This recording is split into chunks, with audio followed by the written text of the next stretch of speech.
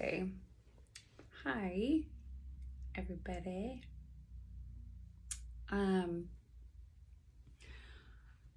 wanted to talk about a couple things today. And yeah. Sorry. I have low energy right now, but I have the time to record, and so I made the executive decision to film. I feel like on days that I work out, I can't schedule anything else for the day because I'm sleepy. And I just got home from the gym, so yeah. So, what I want to talk about is an abstract thought, and I hope I explain it well. Oh my god, I'm hitting the camera. And I know in past videos I've explained that, sorry, I'm trying to get comfortable. I'm not comfortable. In past videos I've explained that, I'm not the best at explaining things, but I have these ideas in my head and I so badly want to get them out. So let's try. Let's affirm for my brain to work in a little bit of energy, because I feel like I'm frazzled, right? I'm fizzling. My eyes are fizzling. My brain is fuzzy. Okay. So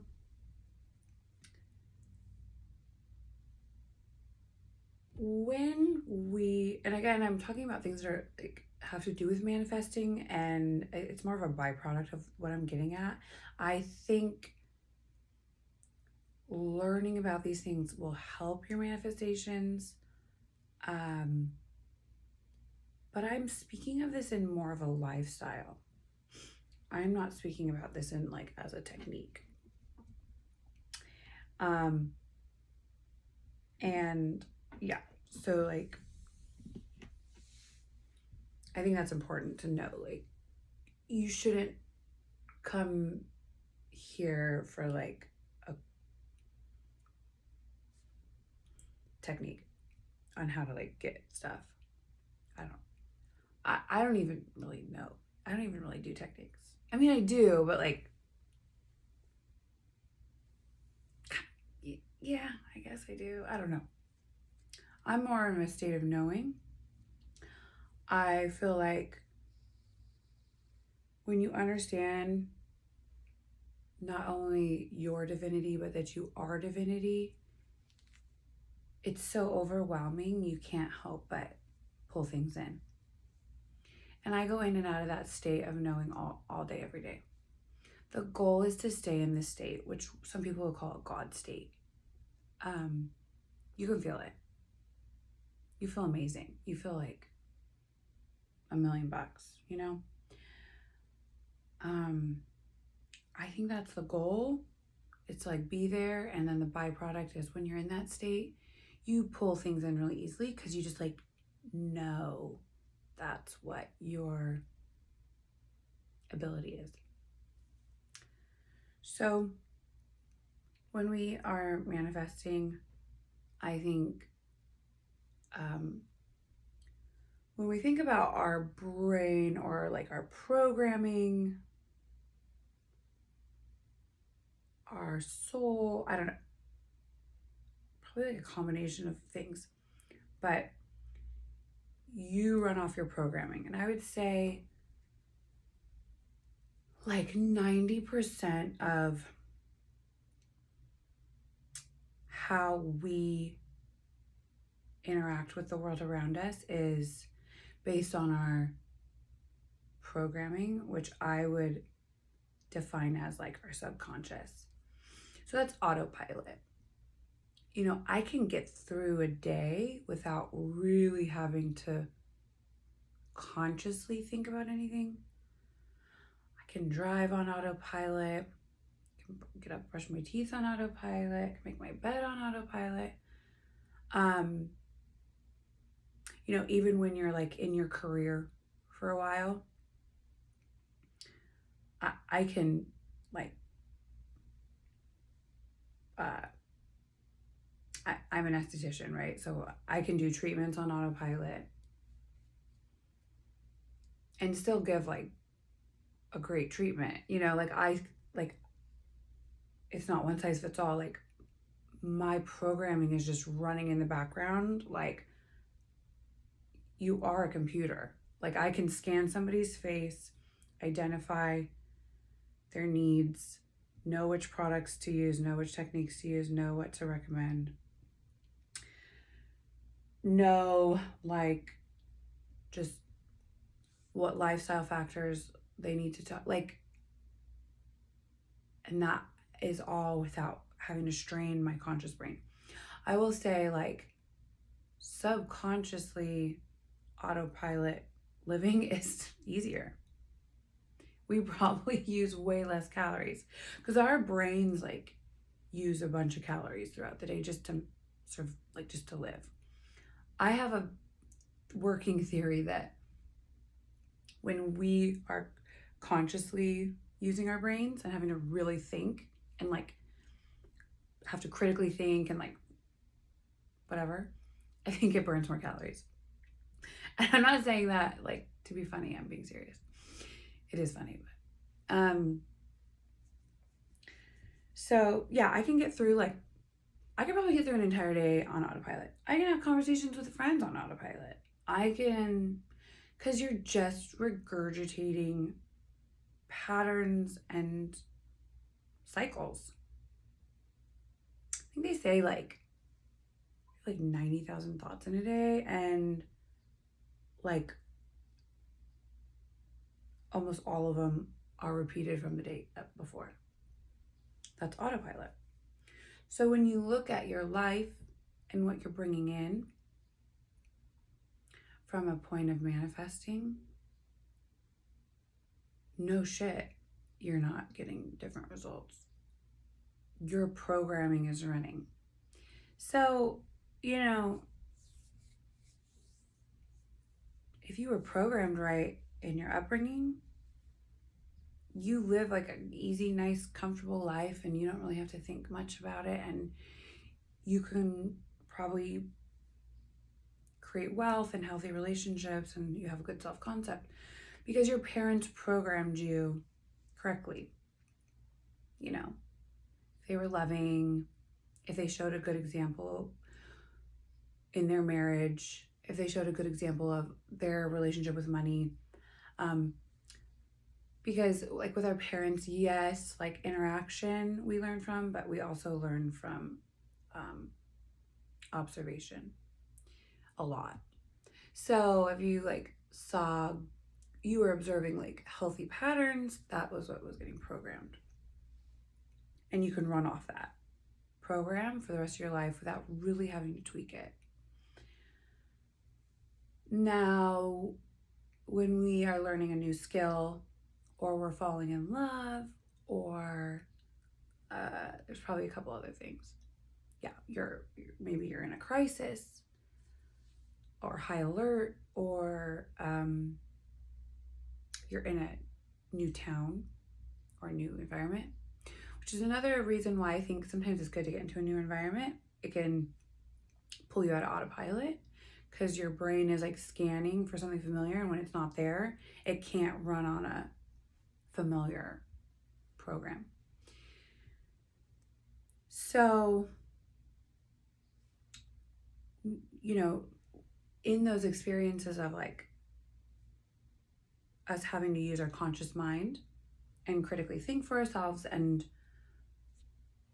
it's a little harder. I mean, you can feel it. Like sometimes it doesn't feel good because you're like striving and you're kind of like struggling through.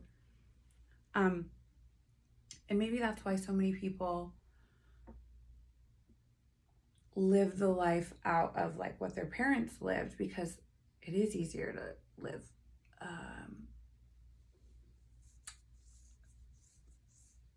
being ran on your subconscious programming. Yeah, it's nice. It's easy. It's familiar. You know what to expect. You know what to get. It's nice. I just had a little download with even just that is our brains are meant to keep us alive, survive. So now when we go out and we want to like change our programming, we want better for ourselves than maybe what we learned as kids. So you're going out into the world and you're like consciously creating. And you're trying to override the new programming. And that can be done in a variety of ways.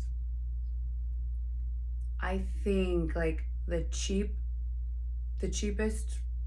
bang for your buck is affirmations.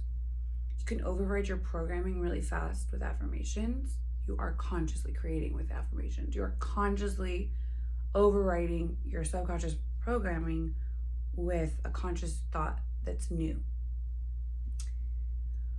I think that's great. But it doesn't rewrite the program, and I think that's like my whole point to this video is, I'll get to that. But what I was just thinking and kind of had a little aha moment, because our brains are here to keep us alive in survival, and if we are being or running off of our programming, and it could even be like something as simple as like keeping a certain amount of money in your bank account, even if you make more money, but like your bills, right? And so you're always just like, if you could never not have more than like $10,000 in your bank account, right? Even though you've like keep increasing your income, but like you're not increasing your wealth, because that's your programming. We can only have $10,000 in our bank at once. So like your subconscious programming is going to like create all these expenses, like whether it's you doing it or outside circumstances, right? And so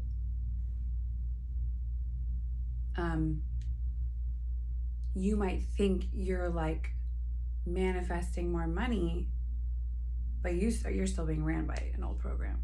Maybe you overcame the old program that I only cap out at $50,000 a year, and now you're like at $100,000. But there's a lot of layers to how we are being ran.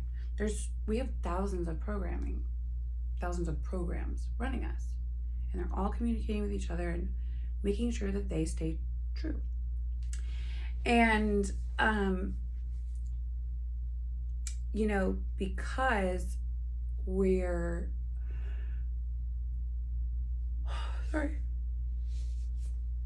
because it's easier to be ran subconsciously when we try to override it with techniques like affirming, for example.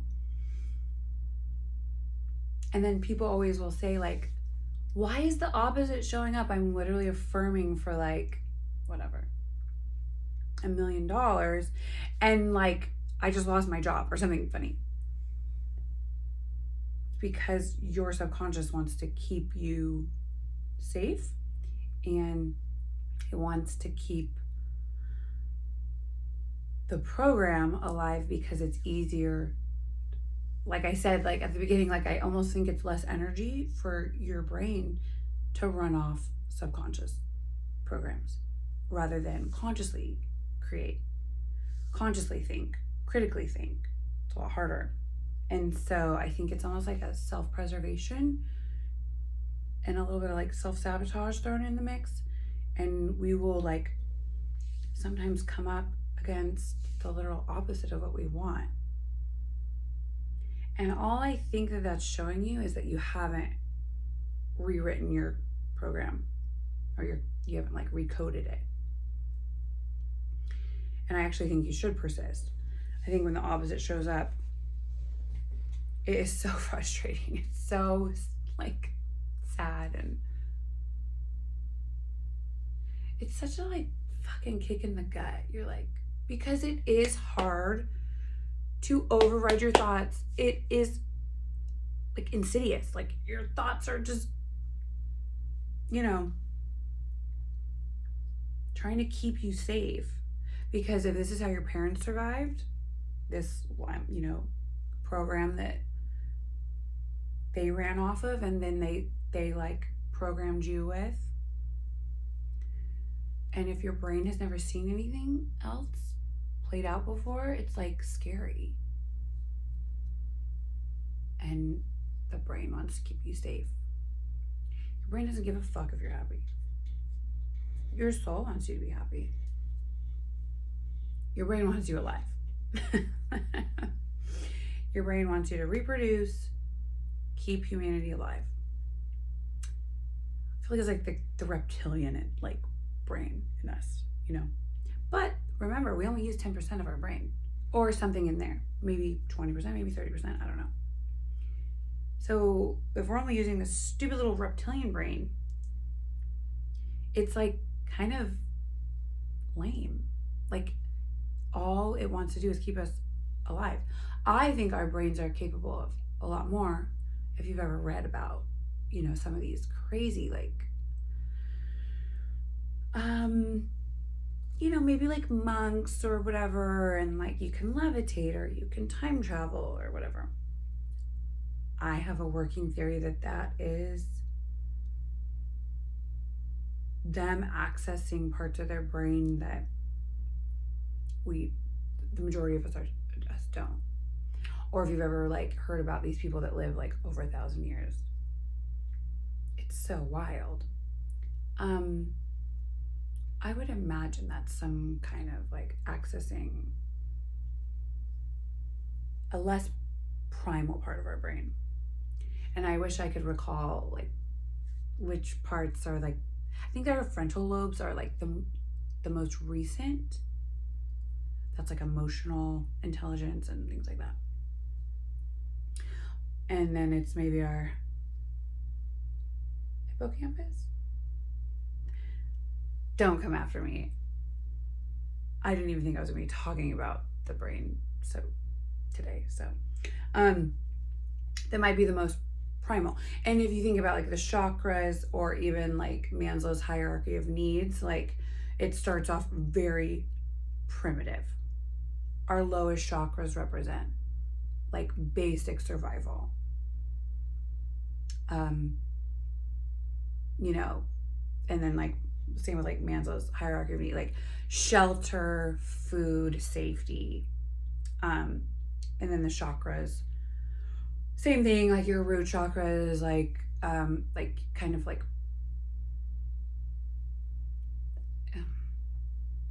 an adolescent, you know, like it's very selfish.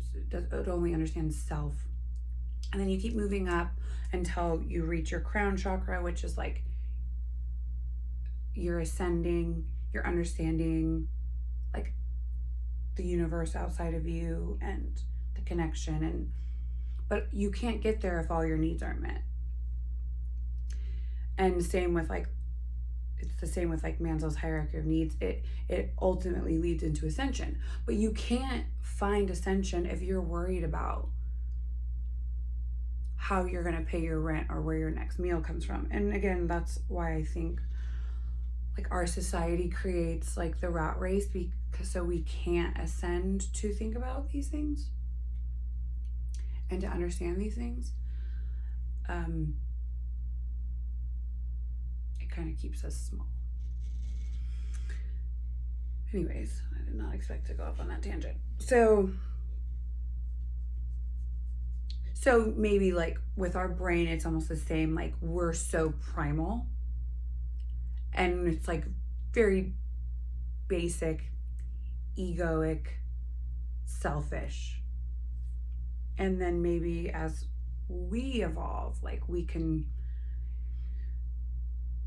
access parts of our brain that are more evolved and maybe like a little bit more aware of people around us, compassion, the universe, our capabilities,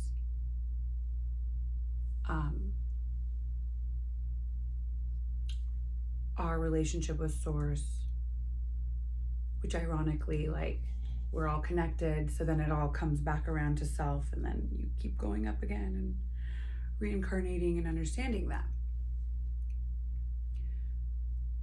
Hopefully that made sense. So, anyways,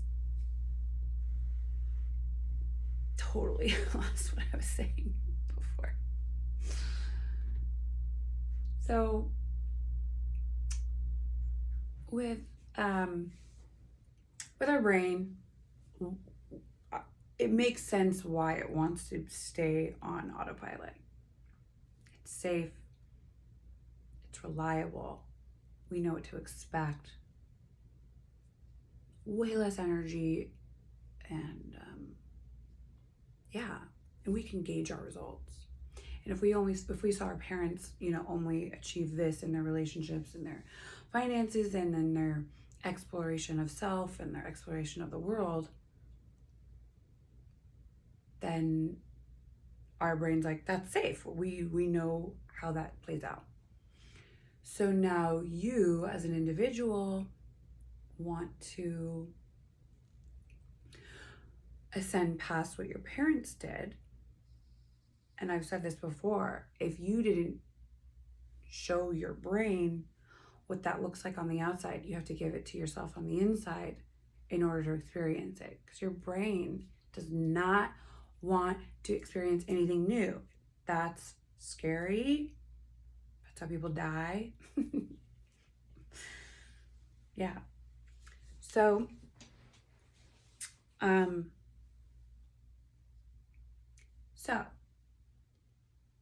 but we are evolving and we're smart and our basic needs are met and we understand the law and we understand our divinity and we understand our relationship with Source. You can overcome your programming and your subconscious playing out the world around you. And I'm not like bashing on like affirmations or anything. You can very temporarily override your programming to get whatever. Something small, like finding your keys or getting somebody to buy you coffee or whatever. But you're gonna go right back into your old programming after that. And so it kind of keeps you in this loop of like having to consciously manifest. And I think the key, and my whole point of this video is, if you can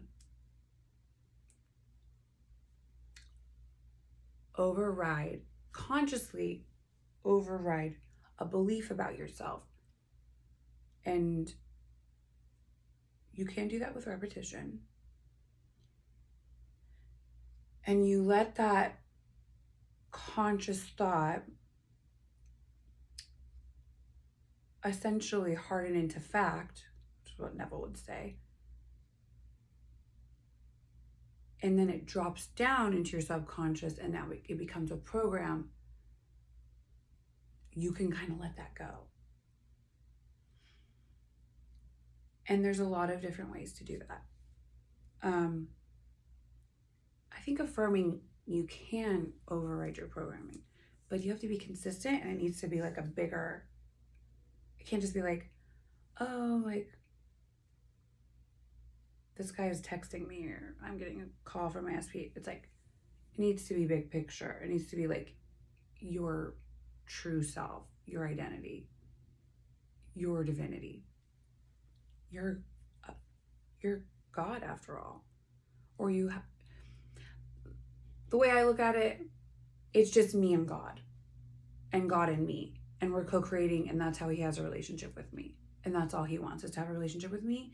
And so me understanding my divinity helps me understand him, which strengthens our relationship, which strengthens my faith in God, my belief, and ultimately I grow in belief in myself. So you can look at it in like a biblical way, or you can just say like, I'm God. I feel like that's like a little sad though, because like you would be the only thing. And like, I don't think I did all this. And I've said this before, like, I'm not creating, like I'm not making shit happen. When my manifestations are playing out and I'm like, whoa, this is so cool, this is crazy, like shit's getting real, I know it's not me. I might have co-created, I like set the intent, like I put it into play, but like in my opinion, like God does that. Only because I don't want to be it. If I'm all that there is, that's like kind of lame. Right? Like, unless like my amnesia meds were hella good coming to earth and I really am God and I like just really forgot everything. And when I die, I'm going to be like, oh shit, it was me. I don't know. It just doesn't, I want there to be something bigger than me. And maybe that's just where I'm at. If you don't care, you don't care, whatever. Your relationship with God is your relationship with God. And I think that just depends on where you're coming in at on your own evolution. And maybe I'll change my mind one day. I'm totally always evolving, and I like am totally fine with like something being true for me in the moment, and maybe in the next moment I discovered something new and I'm like, okay, and my thoughts evolve. I think that's a big part of like being human, and I think it's important to evolve our thoughts. I don't want to be right 100% right now, because I would be living in a palace and like some hot like pool boy would be feeding me grapes. Do you guys see him? I don't. So like, I don't think my thoughts and beliefs are fully expressed and evolved yet, because it would be expressing on the outside. I have a great life. I'm super thankful for everything that I have right now.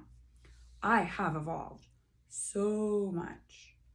It makes me like emotional to think about where my mindset used to be and how it expressed in the 3D, and where my mindset is now and how it expressed on the 3D, and like how money is so relative, like the amounts of money I used to think were a lot and what I think now. And then like on my next jump up in, you know, the next tax bracket or whatever, like I want to keep evolving. I want my thoughts to change. I don't want to think $1 million is a lot. I used to think it was a lot. I don't anymore.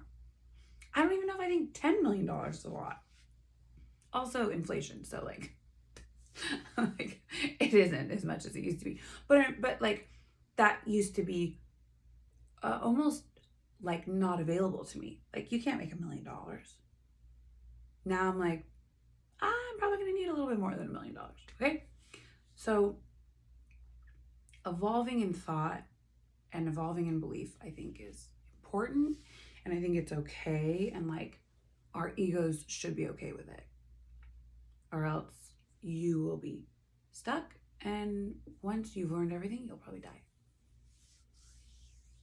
Sometimes I think about that too. I'm like, what if I like have too big of an epiphany and I really understand the whole setup, the universe, like I know the truth about everything. I'm like, am I just gonna disappear? I'm just gonna be like, oh, you did it. You beat the level. You're gone. Sometimes I worry about that. when I'm like meditating, I'm like getting like these crazy downloads. I'm like, whoa, like, yes, this is crazy. I'm like, oh shit, am I gonna disappear? I'm dead serious, but okay. I've also read about monks that like when they're ready to die, they just like meditate, and then and this has been like a eyewitness where they literally their body, like they're just so good at alchemy and whatever, and they just turn into light particles and then they're just like absorbed into the sky. I haven't been an eyewitness to that, but I think that kind of stuck in me, and I was like, oh shit. Thank God I'm not as evolved as a monk, but I'm not going anywhere. So, anyways, so I think that if you're gonna affirm, you need to affirm to override your programming, and you can see where your programming is at. Just look around. What's your income? What's your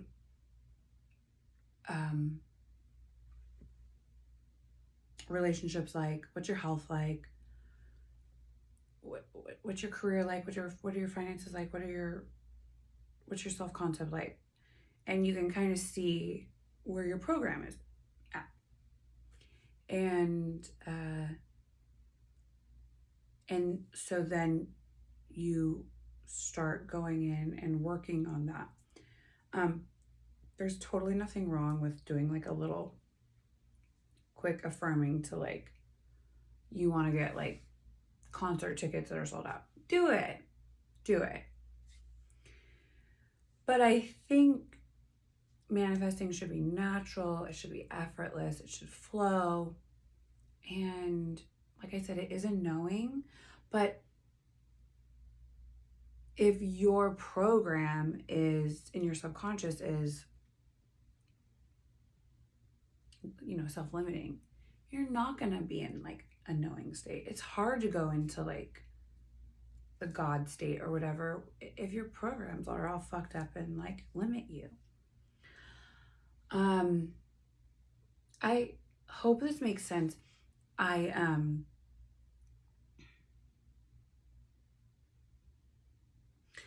like came across this thought, this epiphany, because I used to be in real estate. I used to sell real estate. And I was a newer agent, no experience. In California, it's very saturated where I lived. And I knew the law. And gosh, this was like 10 years ago. This was a long time ago. And I had a bad concept of money and self and what I was capable of and all the things. But I learned the law, and I had been practicing for a few years. And so I am working at an agency, a newer agency. I'm talking to my like sales manager. Mind you, like real estate, you don't get paid. It's 100% commission, and you have to pay monthly fees every month. Whether you sell something or not, you're paying for like your licensing fees, your errors and omissions insurance, your desk fees, if you have a transaction coordinator, your MLS that's accessing the houses online. I mean, in California, I feel like especially they just like nickel and dime the fuck out of realtors. So not only are you not selling anything, well, and you could even get a house on the market or get somebody who wants to buy a house or sell a house. You can have a house on the market. You can even have a house in escrow. There's a chance you're still not getting paid. And then when you do get paid, you basically like negotiate a commission split with whoever you work for, like the company. So like,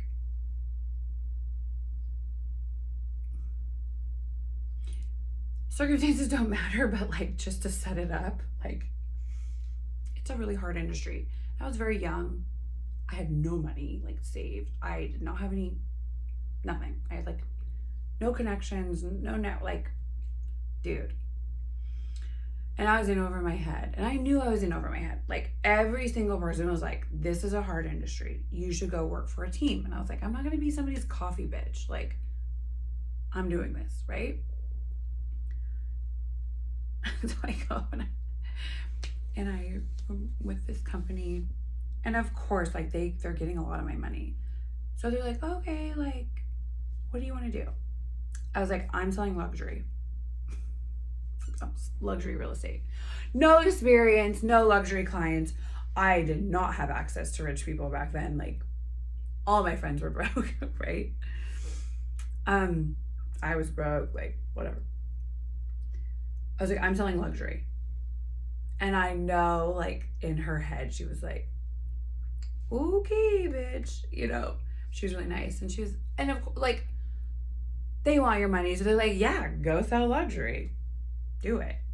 So luxury in my county back then was 900,000 and up would be considered luxury. So I was like, I'm marketing to luxury. So it's like another expense, like marketing.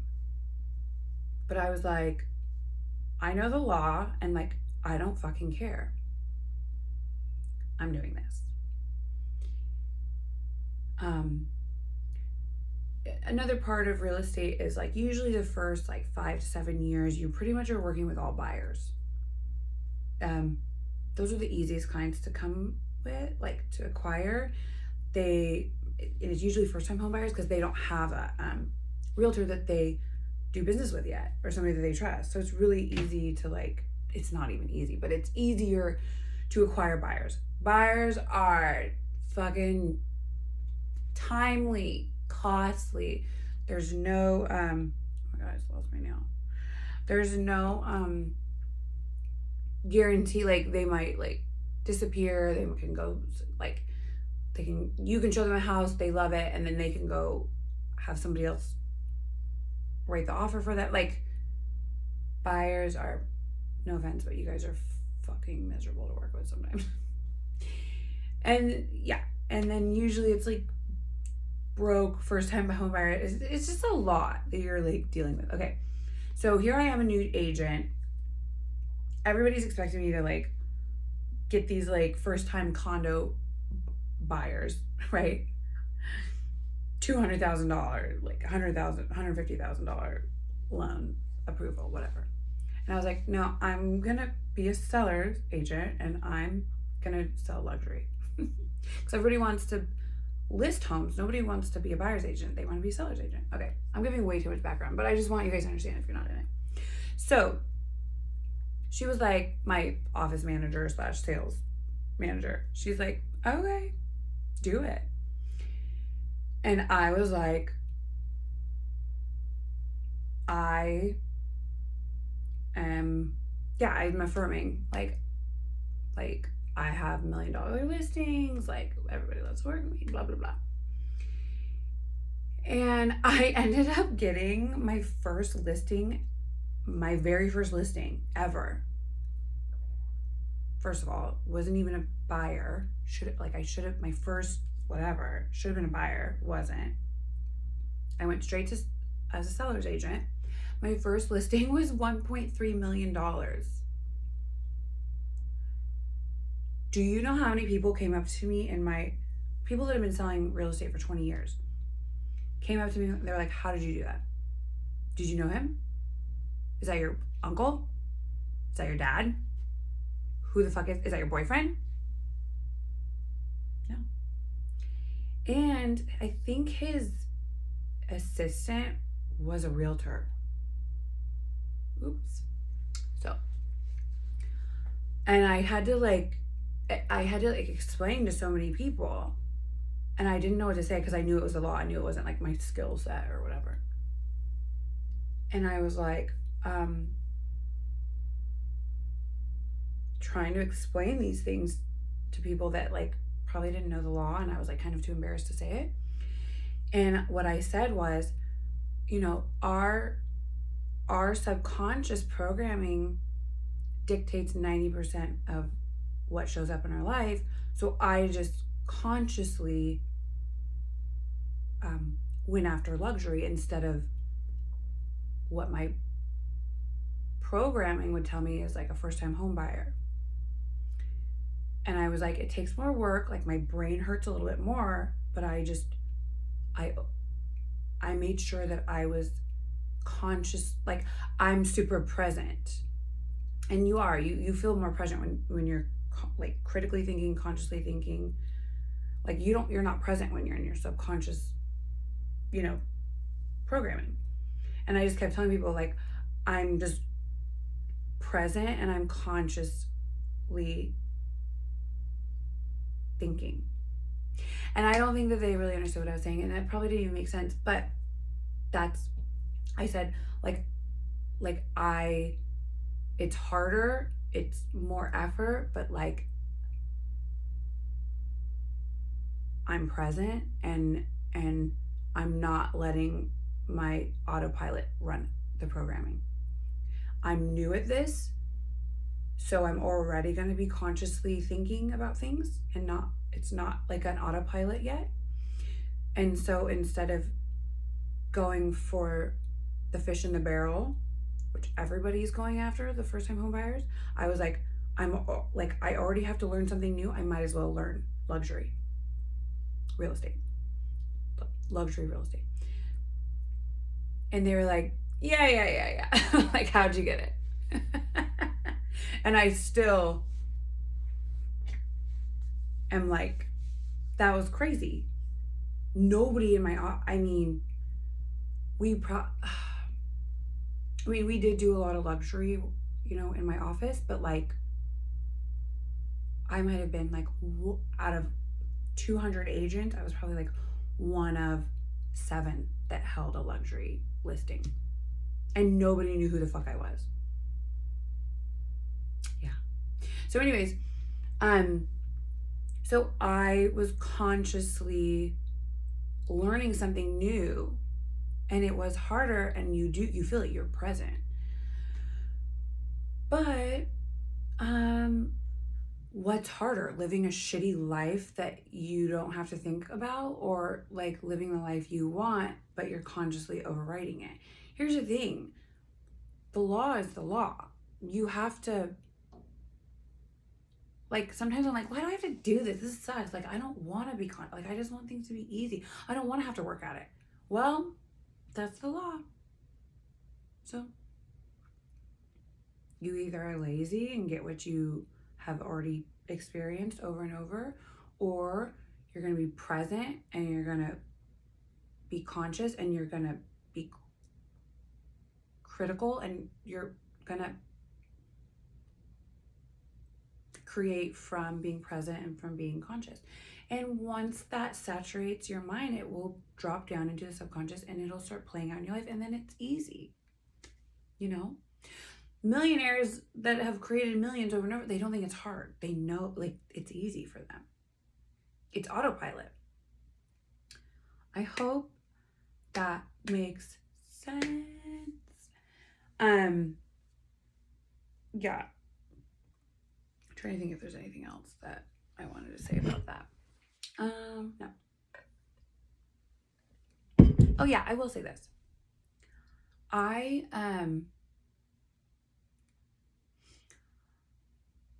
For a couple years, I have been seeing a woman, therapist. That sounded weird. I'm into dudes, so I was not dating women. I was seeing a woman therapist. I still see her. She's so dope. And by the way, I'm not against anybody who is into same sex. I just thought it was funny the way it came out. A lot of my friends are lesbians. I'm just not. Sometimes I wish I was, though. Anyways, so, anyways, she's a trauma therapist, and it's not like normal talk therapy. She has like a specific technique, and I will tell anybody who will listen, please see my therapist. She is a magician. She literally rewires your brain. It's amazing. Her work is amazing. Obviously, she's only one person, and she's expensive. And I always tell people, like, she's my biggest expense every month, like, but she's worth it. Like, she changed my life. She changed my life. And really, like, what she does, and like how I used to explain this to people, is she would like go into my subconscious. Let me back it up. We would identify what we wanted to work on. So if I'm like, yeah, I'm just like feeling anxious this week, or I have this problem that keeps circulating, or whatever. Let's say it was anxiety. She would like drop me down into like a certain, I would say like hypnotic state. Probably, yeah. And we would go into my subconscious and we would identify the first time I ever felt that feeling or played out that cycle. It's usually I was really young, and we'd go in and she would fix it. And I would come out of these sessions no more than an hour, and I would be like, whoa, I feel different, and it never came back. Now I might have anxiety again about a different thing, but let's say she fixed my anxiety around, a specific reason why I got anxiety, whatever, maybe anxiety around food or something. That specific thing would never come up again. So I know like a lot of people get like sucked into the loop of therapy because it keeps resurfacing and recycling. Like she literally gets to the root of the problem, pulls it out, you come out, you feel different, you think different, you see different. It's magic. She actually just wrote a book, and she wrote a book. I haven't read it yet. I just ordered it. She wrote a book on her therapy practice because I actually am able to do this on my own with myself, even when I'm not with her, like in between our sessions. Anyway, she wrote a book on how on her module, I would say. And it really does change your subconscious programming, and it really is magical. And it really, yeah. So if anybody's interested, it's on Kindle or you can get it on Amazon. I will link it below. She's a miracle worker. She's a wizard. I will give her the rest of all my money for the rest of my life. I mean, one session I couldn't get in a year of traditional therapy. Yeah. But it has a lot to do with this. Like, I could see how it's all intertwined. Not exactly, but it complement, like, it's very complementary to, like, manifesting and, like, knowing who you are and self-concept and cycles playing out. Like, yeah, I think it's super important. And not all trauma is going to look like what you think trauma looks like. There's been things that I've gone back and recalled memories that were very, very, very minute. Yeah, like something as simple as like, I just needed someone to, get me something to eat, or put me to bed, or talk to me, or play with me, or whatever. Like, not anything big, but these little things affect us, especially when we're so young and like, we just don't understand. Oh my God. And we internalize it, and it is like traumatic, but you wouldn't think so as an adult. Anyways, so even if you've never had anything like quote unquote traumatic happen, I think her work is so important. Everybody could benefit from it. So, oh, there's a hummingbird. Oh. Sorry. So yeah, check it out. I think it's like just she's amazing. If you have the opportunity to work one-on-one with her, do it. I think her method is just absolutely, I feel like it should be like mandatory in schools or something. Like it's that good. Okay, I'll stop rambling. Thanks for watching. Thanks for listening. Hope you got something out of it.